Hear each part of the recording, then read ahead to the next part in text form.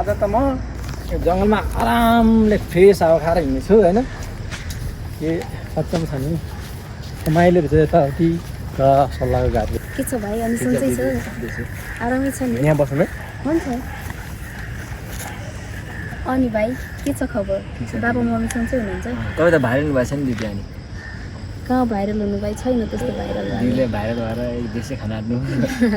कहाँ हुनु भाइ भाइरल भाइरल भएको छैन म अनि के गर्ने तपाईँको सिरियलमा मलाई नि खेलाउनु न यसो म नि भाइरल हुन्छु कि खेल्ने हो खेलिहाल्छु नि हुन्छ खेल्ने भयो कुरा गरौँला ल नम्बर दिनु न तपाईँको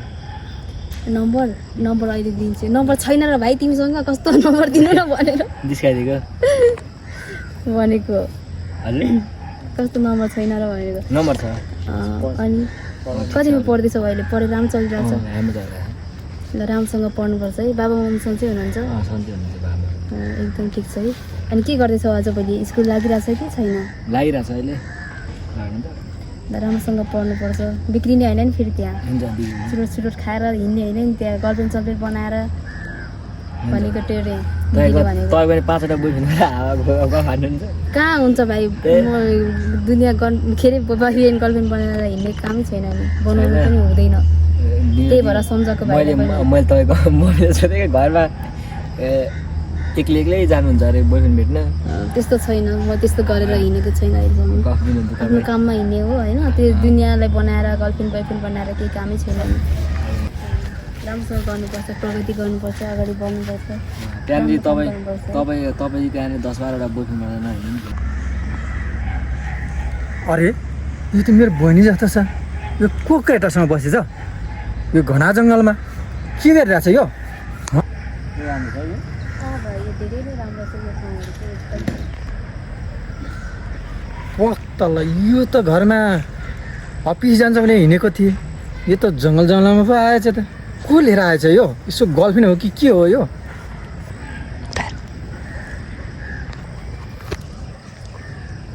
यसलाई त म होइन हो बहिनी अफिस जान्छ भनेर के हो यो जङ्गल आएर बस्यो त्यस्तो केही पनि होइन कि दाइ मेरो भाइ हो चिनेको भाइ दाइ चिनेको भाइ हुन्छ जङ्गल आएर चिनेको भाइ हुन्छ भनेको दाइ पहिल्यैदेखि चिनेको भाइ हो कि म नि यहीबाट हिँड्दै थिएँ अनि एकछिन बसौँ भाइसँग गफ लगाऊँ के छ कस्तो छ बाबा मम्मीको कुरा सोधेको तपाईँले गफ हान्दिनु अघिसम्म बोयफ्रेन्ड छैन भने को मेरो दाइ हो भाइ कहाँ बोयफ्रेन्ड हुन्छ मेरो दाइ हो कि मेरो आफ्नै दाइ हो भाइ आउँदैन मलाई तपाईँले गफ दिनु तपाईँको मम्मीलाई भनिदिन्छु म पखाउनु न हावामा त्यो मम्मीसँगको कुरा केही नगर कि मेरो दाइ हो मेरो दाइ हुन्छ दाइ हावा दाइ अरे यार कस्तो दाइ हो क्या यो हुन्छ दाइ चिनेकै छैन कि भाइ हुन्छ दाइ मेरो बहिनी यो को हो यो बुझ्तिरे यो बढी बोल्दैछ त मैले भनिसकेँ त दाइ ऊ मेरो साथीको भाइ हो कि तपाईँ कस्तो नपताउनु भएको तपाईँको चालामा ठिक छैन क्या दिदी अस्ति भर्खर त्यहाँ मम्मीले भन्दै थियो मलाई एउटा बुढो केटा हो तँसँग बाइकमा हिँडिरहन्छ भनेर तपाईँले पठाउनु ड्राइभ भनेर ठग्नु भएछ घरमा हावा गफ दिनुहुन्छ तपाईँ यो केटा पनि बोयफ्रेन्ड होला मुला त्यस्तो होइन कि भाइ कहाँ म जो पाइ त्यही बोयफ्रेन्ड बनाएर हिँड्छु मेरो आफ्नै दाइ हो कि आफ्नै दाइ गफ हान्नुहुन्छ अनुहार तपाईँ थाहा हुँदैन दाइ मलाई पनि कस्तो रहेछ के को पारा के बढी बोल्छ अर्काको छोरीहरूलाई बिगाएर दिदी भाइ हो आफ्नै दाइ हो कि मेरो आफ्नै दाइ गफ दिनुहुन्छ आफ्नै दाइ तपाईँलाई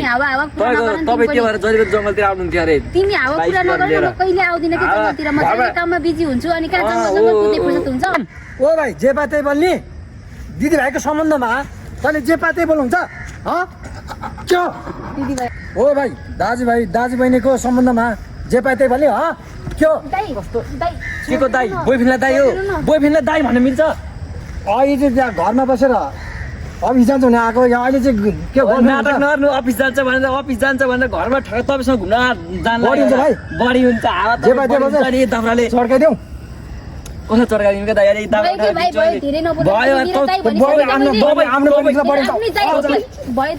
बच्चै छ कि कुरा बुझ्दैन बच्चै छ भनेको त बहिनी भएर के हो यो प्लिज दाइ तपाईँले मैले त्यत्रो भनिसकेँ त तपाईँ कुरा बुझ्नु न यो मेरो साथी अनिताको भाइ हो कि त्यो साथीको भाइ हो कि गर्लफ्रेन्ड हो तल चर्किदिउँ साथीको भाइ हो कि यो बोयफ्रेन्ड हो त बढी हुन्छ तल चर्किदिउँ कस्तो चर्कन्दी हो के हो यार म भन्दैछु तपाईँको मम्मी लगाएर बुझ्नु पर्ने मैले हो को तपाईँ दाजु बहिनीलाई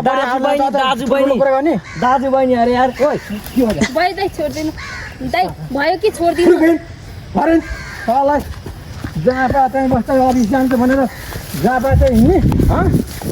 लाज लाग्दैन मेरो मेदिन जस्तो यो को रहेछ के साला दुध आएर त्यो के भन्छ लाबिएको जो खोज्न आउँछ त्यसलाई मेरो आफ्नै बहिनीलाई पनि आएर लाएर अझ भाग गर्छ मेरो बहिनी हो सरीमा कानसम्म उठ 10 चोटि यहाँ उठ्नुहोस् 10 चोटि उठ्नुहोस् उठ्नुहोस् उसी बस 10 चोटि गर 10 चोटि उसी बस गर सुन्नुहोस् ल मा 10 चोटि गर उठ्नुहोस् गर यहाँ सरी दाइ सरी मैले तपाईँहरू जस्तो दिदी बहिनीको पवित्र नातालाई त्यस्तो भन्न खोजेँ दाइ सरी अहिले बहिनी तर मैले नराम्रो भने दाइ मलाई माफ गरिदिनु दाइ यो चाहिँ 10 चोटि उसी बस गर भने मात्र चित्त बुझ्छ अहिले भएन भएन अलि राम्रोसँग आफ्नो दाजु बहिनीको मानि यस्तो भन्ने नचिनेको न के हो पारातिर ल हेर भाइ अबदेखि जङ्गलमा आएर यसो भन्ने न दिदी बहिनीलाई जे पाए त्यही गर्ने होइन र यसरी दाजुभाइ को नचिनिकन त्यत्तिकै आरोप लाउनु नलग भाइ अब चाहिँ बुझ्यो नि अब त्यस्तो गर्दिनँ नि ल मैले त्यही ल जाऊ भने